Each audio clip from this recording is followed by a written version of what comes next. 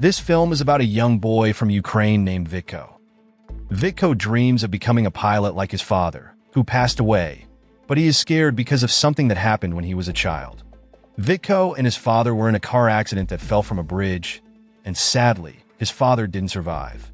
Since then, Vitko has been scared of heights. One day, Vitko's friends invited him to climb a hill to watch a special solar eclipse that only happens once every 100 years. Vitko didn't want to go because he was afraid of being up high. His mother encouraged him, saying that this was a once-in-a-lifetime chance. After thinking for a while, Vitko decided to join his friends. During the hike, he tried to stay calm, even though he knew they would have to climb a tall hill. When they reached a suspension bridge, Vitko became very scared, and his friends laughed at him. Feeling upset, Vitko decided to walk alone. At that time, his close friend, Vovchik, stayed with him and kept trying to make him feel better. After a while, just as the hybrid solar eclipse started, something unexpected happened near the cliff where Vitko and Vovchik were standing. Then, an earthquake shook the ground, causing Vovchik to almost fall off the cliff. Meanwhile, Vitko was suddenly pulled into a strange portal that opened up in the rocks behind him. This portal was actually a time tunnel, and it transported him to the past, all the way back to the year 1120 AD, during a time when the Cuman people were in conflict with the Rus people. The Cumans were nomads from Central Asia and Turkey, living around the Black Sea and the Volga River. They had a strong army, which made them a threat to the Rus people. At that time, Vitko, not realizing he had traveled back in time, was shocked when he saw a man in ancient clothing being attacked by a group of Cuman soldiers. The man was Oleshko, a legendary hero from the Rus. There, Vitko watched as Oleshko bravely fought against the Cuman soldiers, who were led by General Andak. But because the soldiers were too many, Oleshko was eventually overpowered and couldn't move. Just as the Cuman soldiers were about to execute Oleshko, Vitko accidentally made a noise that distracted them. Taking advantage of this distraction, Oleshko quickly escaped by getting on his horse and taking Vitko with him. After Vitko and Oleshko escaped from the Cuman soldiers, they found themselves at Rama Fortress, where they met other Rus warriors like Dobrynya and Ilya, who were also famous heroes like Oleshko. The people in the fortress were surprised by Vitko's appearance because his clothes and the way he spoke were very different from theirs. One of the elders, Ovsi, thought Vitko might be a spy for the enemy, so they put him in prison for a while. While in prison, Vitko realized that he had somehow traveled back in time.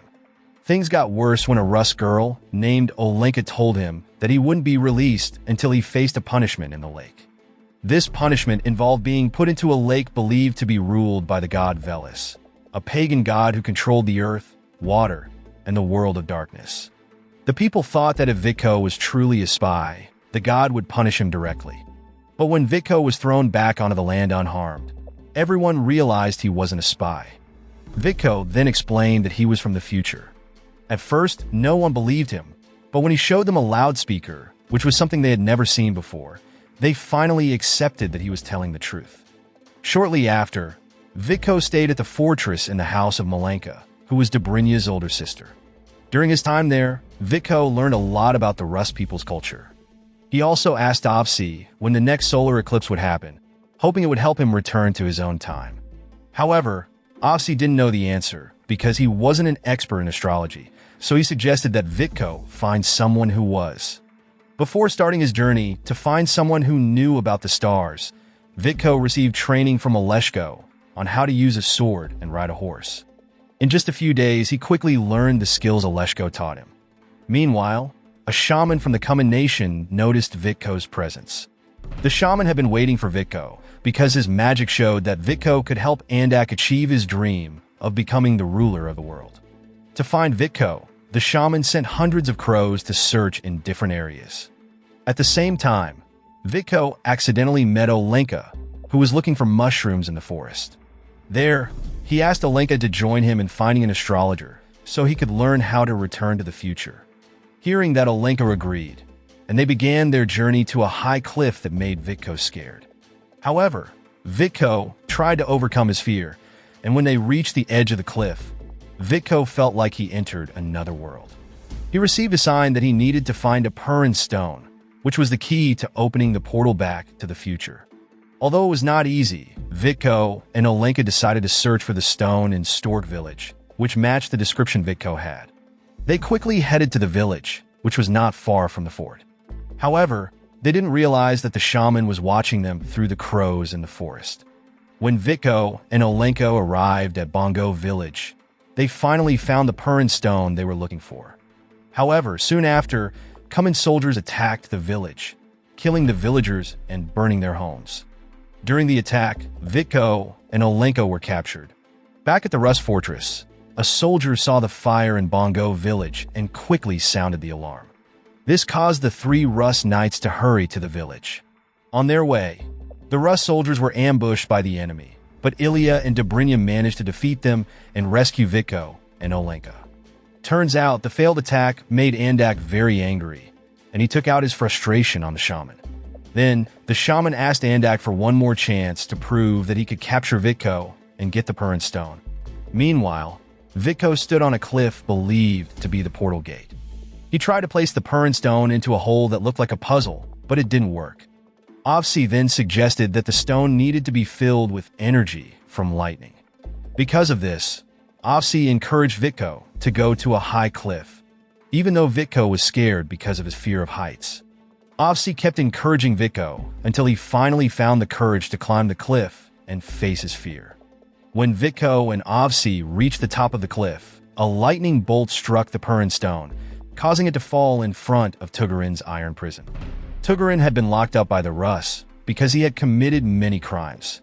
When Tugurin saw the Purin stone, he used it to escape from prison and return to his brother, Andak. Even though Tugurin managed to escape, Andak was not pleased to see him. However, Tugurin's return turned out to be good news for the shaman because he found the Purin stone in Tugurin's bag.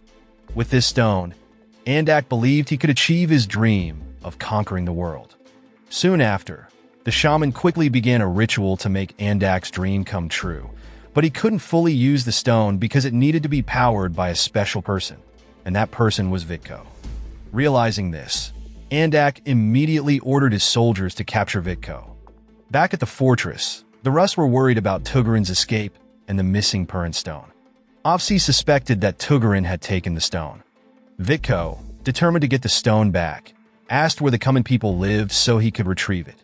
But since the journey by land to the Cuman nation was long and dangerous, Ovsi suggested that Vitko use a glider he was building. Vitko agreed and helped Ovsi finish designing the glider. One day, while Ovsi and Olenka were gathering wood and branches by the river to build the glider, they were suddenly confronted by the Cuman soldiers. Although Ovsi tried to fight back, his old body couldn't handle the soldiers, and he collapsed while Olenka was kidnapped by the Cumans. A little later, Dobrynya found Ovsi, who was badly injured, and brought him back to the fortress. Before he passed away, Ovsi asked the knights to save Olenka and gave Vitko some advice, urging him to face all his fears.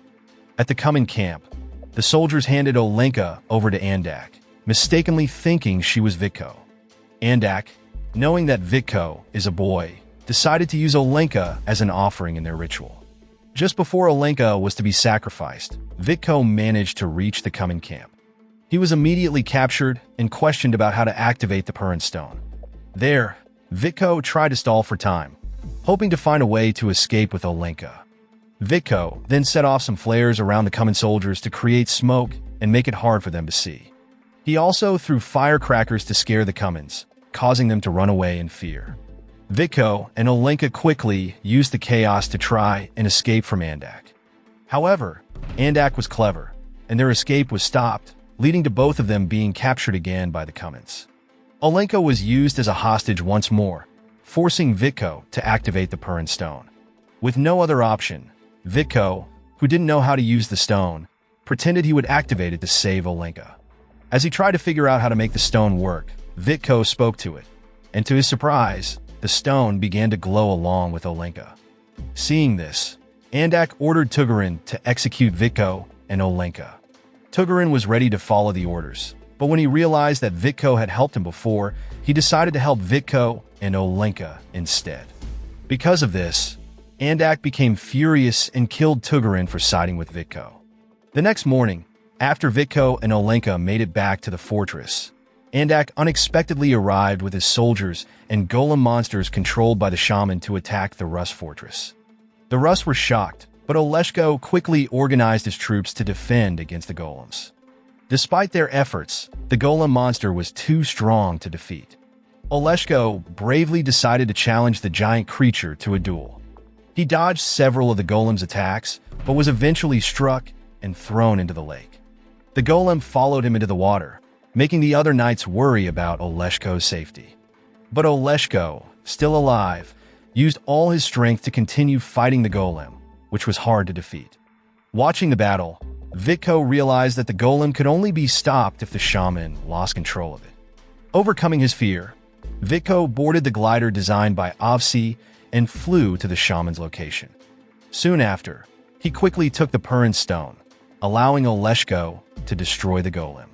And Andak, realizing that Vitko had ruined his plan, quickly went to the mountains to find him. When he reached the top, Andak demanded that Vitko return the Purin stone, but Vitko refused and threw it into the river. Furious, Andak prepared to attack Vitko. However, Oleshko appeared just in time and challenged Andak to a duel. The two fought fiercely until Andak lost his balance near the edge of the cliff and fell. After defeating his enemy, Vitko noticed that a solar eclipse was happening, so he quickly prepared to return to Gloomy Rock, where he had first arrived in that era. He said goodbye to Oleshko and then rode his horse to the rocks.